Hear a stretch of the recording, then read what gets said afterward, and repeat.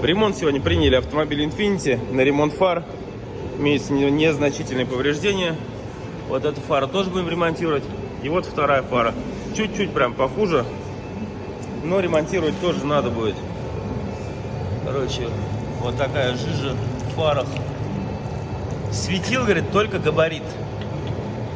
И все. Надо, говорит, посмотреть, в чем проблема. Восстановить надо будет. Кстати, габарит упал.